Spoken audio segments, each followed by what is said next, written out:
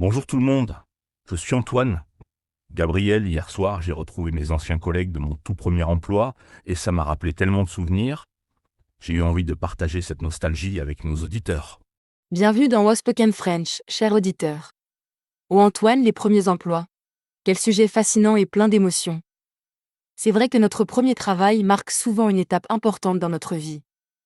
Raconte-nous donc cette soirée nostalgique. Alors voilà, on s'est tous retrouvés dans le petit café où on avait l'habitude d'aller après le travail il y a 15 ans. On était 4 anciens collègues de cette petite librairie du centre-ville où j'ai travaillé à 18 ans. C'était mon premier vrai emploi avec un contrat et un salaire. Une librairie pour ton premier emploi. Comme c'est romantique et enrichissant. Les librairies ont cette atmosphère particulière, entre culture et commerce. J'imagine que tu as dû apprendre beaucoup de choses différentes dans cet environnement. Oh oui, énormément. Au début, j'étais terrifié. Je ne connaissais rien au monde du travail. Mon patron, Monsieur Dubois, était un homme très gentil, mais très précis. Il m'a expliqué que dans une librairie, il faut être à la fois vendeur, conseiller, magasinier et parfois même psychologue. Ah oui, le libraire est vraiment un métier polyvalent. Il faut connaître les livres, comprendre les goûts des clients, gérer les stocks et effectivement souvent écouter les gens qui cherchent bien plus qu'un simple livre. Comment s'est passée ta première journée de travail? Ma première journée. Je m'en souviens comme si c'était hier. J'étais arrivé 1 heure en avance tellement j'étais stressé. J'avais mis ma plus belle chemise et j'avais répété dans ma tête toutes les formules de politesse. Mais dès que le premier client est entré, j'ai complètement paniqué. Oh là là, je peux imaginer. Le stress du premier jour, c'est quelque chose d'universel. Nous avons tous vécu ça. Qu'est-ce qui s'est passé avec ce premier client? Est-ce que tu as réussi à gérer la situation? Le client cherchait un livre de cuisine pour sa femme, mais il ne se souvenait ni du titre ni de l'auteur. Il me disait juste, c'est un livre rouge avec des recettes de gâteaux. J'ai passé une demi-heure à fouiller dans tous les rayons avec lui, en sueur et complètement perdu. Ah, quelle situation? Mais tu sais quoi? C'est exactement ce genre de défi qui nous apprend le métier. Chercher un livre rouge de gâteau sans plus d'informations, c'est presque une enquête policière. As-tu fini par trouver le fameux livre? Heureusement, ma collègue Sophie est venue à ma rescousse. Elle a tout de suite compris de quel livre il parlait. C'était Les délices de grand-mère avec une couverture rouge bordeaux. Le client était ravi, et moi j'étais soulagé, mais aussi un peu honteux de ne pas avoir su. Mais c'est tout à fait normal. Sophie avait sûrement plus d'expérience que toi. C'est ça qui est beau dans les premiers emplois, on apprend des collègues plus expérimentés. Ils deviennent nos mentors et nous guident dans nos premiers pas professionnels. Exactement. Sophie est devenue comme une grande sœur pour moi. Elle m'a appris tous les trucs du métier, comment organiser les rayons, comment parler aux clients difficiles, comment utiliser la caisse enregistreuse. Elle était infiniment patiente avec mes questions naïves. C'est merveilleux d'avoir eu cette chance. Un bon mentor dans un premier emploi, c'est un cadeau précieux. Cela peut vraiment influencer positivement toute notre carrière future. Quels autres souvenirs marquants as-tu de cette période? Il y a eu tellement de moments mémorables. Je me souviens de cette dame âgée qui venait tous les mardis acheter un roman d'amour. Elle me racontait toujours l'histoire du livre de la semaine précédente et me demandait mes conseils pour le suivant. C'était adorable. Ah, les clients réguliers. Ils créent vraiment des liens spéciaux avec les commerçants. Dans une librairie, c'est encore plus personnel parce que les livres révèlent beaucoup de choses sur les goûts et la personnalité des gens. Tu as dû apprendre à connaître tes clients. Oui, c'était fascinant. Il y avait Monsieur Martin qui ne lisait que des biographies d'explorateurs, Madame Petit adorait les romans policiers nordiques, et ce jeune étudiant qui venait chercher tous les classiques de la littérature française pour ses études. Quelle diversité! C'est ça qui est enrichissant dans le contact avec le public. On découvre des univers différents à travers les choix de lecture des gens. Et côté collègues, comment était l'ambiance dans cette petite librairie? L'ambiance était formidable. On était une petite équipe de 5 personnes et on s'entendait tous très bien. Pendant les pauses, on se racontait nos vies, on se donnait des conseils, on riait beaucoup. C'était ma première expérience de vie en équipe au travail. C'est important cette dimension humaine au travail. Surtout quand on est jeune et qu'on découvre la vie professionnelle. Ces relations peuvent marquer durablement notre vision du travail et notre façon d'interagir avec les collègues. Absolument.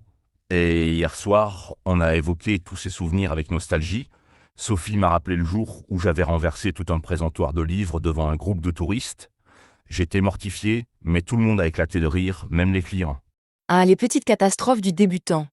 On en rit après, mais sur le moment, on voudrait disparaître sous terre. Ces anecdotes créent des liens et des souvenirs communs qui résistent au temps. C'est beau de pouvoir en rire ensemble 15 ans après. C'est vrai. Et on a aussi parlé de tout ce qu'on a appris dans ce premier emploi, pas seulement les compétences techniques, mais aussi les leçons de vie, la ponctualité, la responsabilité, le respect des collègues, la gestion du stress. Exactement. Le premier emploi, c'est une école de vie. On apprend les codes du monde professionnel, on développe sa confiance en soi, on découvre ses forces et ses faiblesses. C'est une période de formation intense sur tous les plans. Et tu sais ce qui m'a le plus marqué dans cette discussion? C'est de réaliser à quel point ce premier emploi a influencé mes choix de carrière suivants. J'ai gardé ce goût pour le contact client et la culture que j'avais développée à la librairie. C'est fascinant.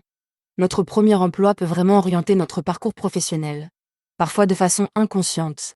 Il nous révèle ce qu'on aime faire, ce qui nous motive, et aussi ce qu'on veut éviter dans les emplois suivants. Exactement. Et mon collègue Pierre nous a raconté que son passage à la librairie l'avait tellement passionné qu'il était devenu éditeur. Il dit que c'est en voyant la réaction des lecteurs qu'il a eu envie de participer à la création des livres. Quelle belle évolution, de vendeur de livres à créateur de livres. C'est un exemple parfait de comment un premier emploi peut révéler une vocation cachée. Et les autres, qu'est-ce qu'ils sont devenus? Sophie est devenue bibliothécaire dans une médiathèque municipale. Elle a gardé cette passion pour les livres et le conseil aux lecteurs, mais dans un contexte plus social. Et Marie travaille maintenant dans l'édition jeunesse. On est tous restés dans l'univers du livre. C'est extraordinaire. Vous avez tous gardé ce lien avec la littérature née de votre première expérience professionnelle. Cela montre l'importance de bien choisir son premier emploi, même si on ne s'en rend pas compte sur le moment. Oui, et on s'est dit qu'on avait eu beaucoup de chance d'avoir un patron comme Monsieur Dubois. Il était exigeant mais bienveillant. Il nous faisait confiance et nous donnait des responsabilités progressivement. C'était un vrai formateur. Un bon premier patron, c'est effectivement crucial. Il peut nous donner confiance ou au contraire nous décourager. Monsieur Dubois avait l'air de comprendre son rôle formateur auprès des jeunes employés. C'est une qualité rare et précieuse. Tout à fait. Il nous répétait toujours « un employé heureux est un employé efficace ». Il nous encourageait à poser des questions, à prendre des initiatives, et il n'hésitait pas à nous féliciter quand on faisait du bon travail. Quelle belle philosophie de management. Et c'est vrai que la reconnaissance au travail est essentielle, surtout pour un jeune qui débute. Cela donne envie de bien faire et de progresser. As-tu gardé contact avec Monsieur Dubois? Malheureusement, il est décédé il y a quelques années, mais sa veuve était présente à nos retrouvailles hier soir. Elle nous a dit qu'il parlait souvent de ses petits employés avec fierté et qu'il suivait nos parcours professionnels avec intérêt. Comme c'est touchant. Cela montre à quel point les relations de travail peuvent devenir personnelles et durables. Un patron qui s'intéresse sincèrement à l'avenir de ses employés, c'est rare et précieux. Oui, et Madame Dubois nous a raconté qu'il disait toujours que former des jeunes était la partie la plus gratifiante de son métier. Il aimait les voir grandir professionnellement et personnellement. C'était sa façon de transmettre sa passion. Quelle belle leçon. Et toi Antoine, est-ce que cette expérience t'a donné envie de jouer ce rôle de mentor à ton tour, avec de nouveaux employés, dans tes emplois suivants? Absolument. Dans chaque poste que j'ai occupé depuis, j'ai toujours essayé d'aider les nouveaux collègues comme Sophie, et Monsieur Dubois m'avait aidé. C'est une façon de rendre ce qu'on a reçu et de perpétuer cette chaîne de bienveillance. C'est magnifique. Cette transmission de l'expérience et des valeurs humaines dans le travail, c'est essentiel. Chaque génération forme la suivante, et c'est comme ça que se perpétuent les bonnes pratiques professionnelles. Et hier soir, on s'est rendu compte qu'on avait tous gardé certaines habitudes apprises à la librairie. Par exemple, on range tous nos affaires de façon très organisée, on fait attention à notre présentation, et on a gardé cette politesse naturelle avec les gens. C'est intéressant.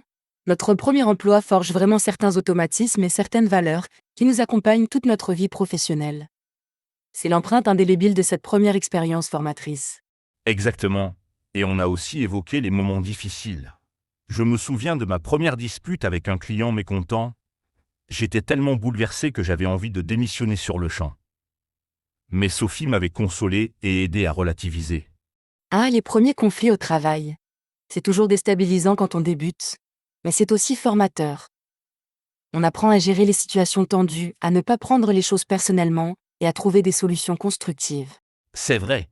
Et avec le recul, je me rends compte que toutes ces petites épreuves m'ont rendu plus fort et plus confiant. Mon premier emploi m'a appris que je pouvais surmonter les difficultés et m'adapter aux situations nouvelles. Quelle belle prise de conscience!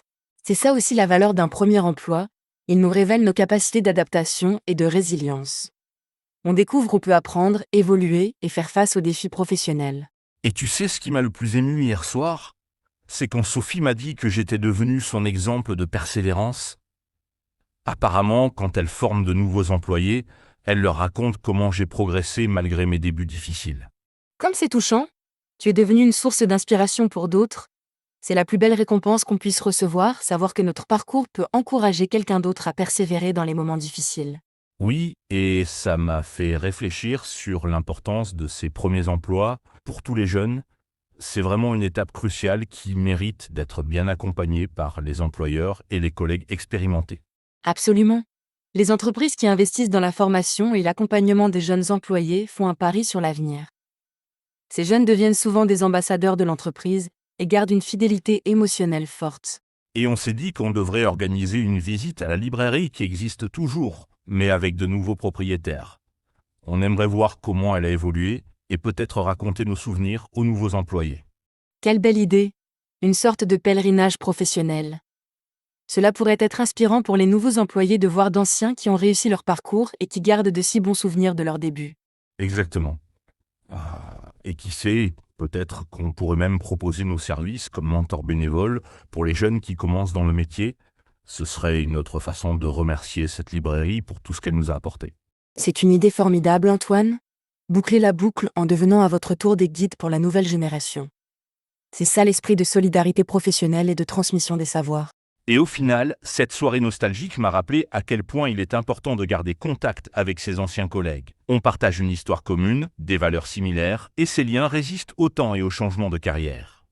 C'est tellement vrai. Les collègues du premier emploi occupent une place particulière dans notre cœur. Ils ont été témoins de nos premiers pas, de nos progrès, de nos erreurs aussi. Ce sont des complices de notre évolution professionnelle. Et maintenant, chaque fois que j'entre dans une librairie, je repense à cette époque avec tendresse. Je regarde les jeunes employés avec bienveillance, en me disant qu'ils vivent peut-être leur premier pas dans le monde du travail, comme moi autrefois. Quelle belle sensibilité, Antoine. Ton expérience t'a rendu plus empathique envers ceux qui débutent. C'est ça aussi la richesse d'un premier emploi réussi. Il nous donne envie d'aider les autres à bien commencer leur parcours. Merci Gabriel. Cette discussion m'a fait prendre conscience de la richesse de cette période de ma vie. Mon premier emploi n'était pas juste un travail, c'était une école de vie qui continue d'influencer qui je suis aujourd'hui.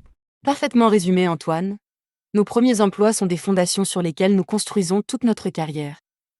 Merci pour ce partage touchant qui nous rappelle l'importance de bien vivre ses premières expériences professionnelles. Et à tous nos auditeurs qui vivent leur premier emploi en ce moment, profitez de chaque moment, même les difficiles. Apprenez de vos collègues, soyez curieux et n'ayez pas peur de faire des erreurs. C'est comme ça qu'on grandit. Excellent conseil.